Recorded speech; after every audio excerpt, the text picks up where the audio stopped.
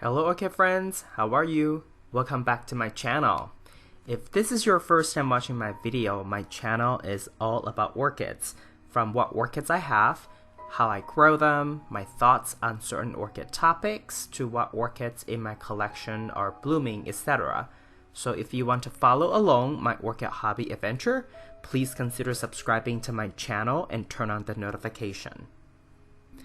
Today in this video, we have a repot to do. So this is one of my primary hybrids. This is Phalaenopsis tie-dot sunshine. This is a cross between Tetraspis and Equestris. So I have had this one for a little bit under 2 years, I think. And it's a very small seedling. It has not bloomed for me yet. It did not have really good roots to begin with. And with moss no-hoe method, I was able to revive it and it was growing quite a bit of roots. However, I gradually noticed that it was having a little bit of root problem, and I think that's because it's been 2 years since I repot this orchid, or I think the moss is just getting really old. So and another reason I almost forgot to mention is I started to see some mold happening around the roots area. So I think those were coming from, the molds were coming from the dead root tissue. And plus old moss, so I thought I really need to give this orchid a repot. For orchids that are potted in moss, when I repot them or try to remove the old medium, I always soak them really well, because I always find it a lot easier to remove moss and clean out any tiny little pieces that are trapped between roots if they are wet. So I usually soak them really well, and then after I remove most of the moss, I would take it under a faucet and just literally let the water do the work for me. Flush away some of those little tiny pieces that you can never really get rid of completely by your hands. Now, in terms of cutting tool, it's always important to sterilize your scissor before you cut into any parts of your orchid. You can use hydrogen peroxide 3% or alcohol 50% or 70%, depending on which type is easier for you to get in your environment. Sometimes you can even use fire. Just take it above a fire and then just kind of, heat it up. And this is really just to avoid any potential cross-contamination or spreading of disease or viruses. Now, I like to let the orchid hang out bare roots for a little bit after I trim off the dead tissue, but then that's also the time that I will be spraying down the roots with hydrogen peroxide and or alcohol. And to be a good global citizen, I always try to use my plastic containers whenever possible. So what I have done is I would soak it in a antibacterial hand soap solution, and then after that I would then use a little bit of dish soap and just wash it really clean, and then just let it hang out. After it's washed, let it hang out, air dry, and then boom, next time I can reuse it for something else.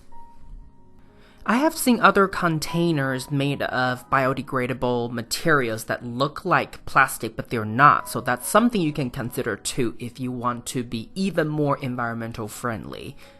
But if you already have plastic cups laying around, do use those. Continue to use them until they don't serve any purpose, and then you recycle them, please. Okay, so because this orchid does not have very good root system, so I had to use a even smaller cup. So this, right now, the inner cup is only an 8-ounce cup. And then I double cup it because I wanted to elevate this orchid a little bit.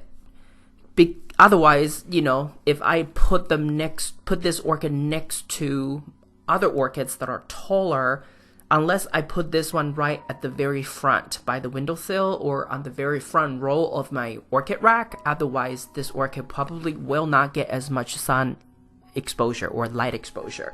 So that's why I try to prop it up a little bit when I can. for smaller orchids, that is. As you can see, I've decided to use sphagnum moss for this orchid like before. I thought about using water culture, but because I already have maybe 5 or 6 orchids in water culture, I don't want to have another one because honestly, it's a fun method, but I ain't got time for that.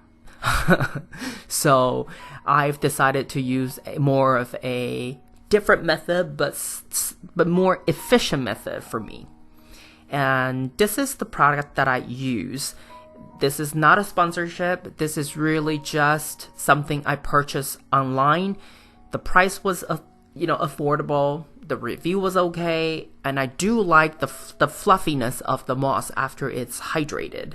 It even has some amount of rather long fiber, so I like that a lot because I collected some of the longer fiber for my Neo-Phoenicia falcata. This time around, I actually hydrate the entire brick.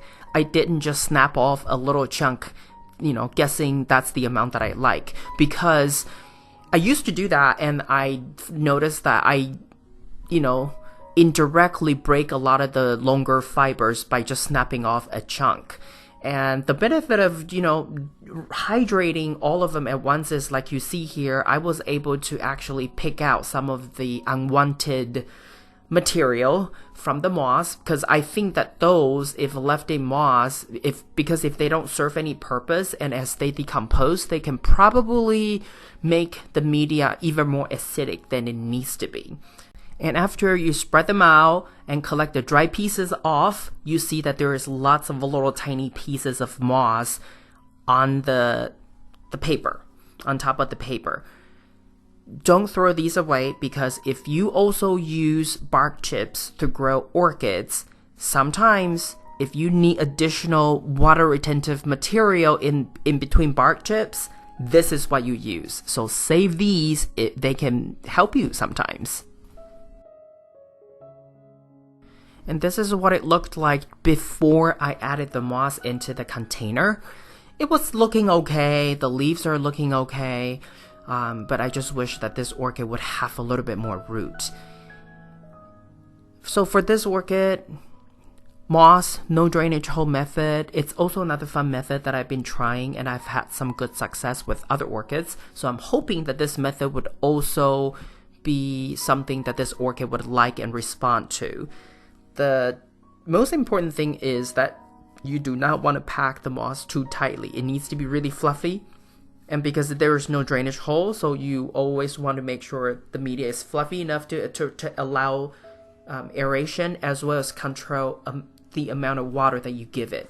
And finally, I always use an outer cup to block out additional sunlight to avoid algae. And now this is somewhat of a bonus footage. So I recently purchased 2 additional LED light strips. And I call them strips because they literally are strips. I decided to go with these because they can be easily mounted onto my orchid rack and not take up too much space. And this is not a sponsorship. Again, it's all about price point for me. I don't really look into, the wattage, the voltage too much, because again, these LED grow lights are really supplemental. They're not really there to grow your orchid. I mean, if without these lights, your orchid probably would still be okay. So these are just really additional light source that you can provide your orchids in the evening, especially in winter time. And the reason I chose this is that it has capability to set time, 2 hours, 4 hours, 8 hours, and it can also allow you to adjust how much light you want it, 25%, 50%, 75%, or full 100% of light. And here, this is just to give you a sense of the distribution of the red and blue LED chips. Back to this whole, adjustment of light and time, my personal recommendation for you is to ensure maximum safety. You should really use these lights when you're around. Don't set them automatic, because when you're not home, you don't really know how these products perform. Unless you know for sure, be there. Otherwise, turn them off. This is all I have for you today. If you like this video, please give it a thumbs up. And if you would like to get more orchid related videos from my channel, please subscribe and turn on the notification. I want to wish you happy growing, and I will talk to you in my next video.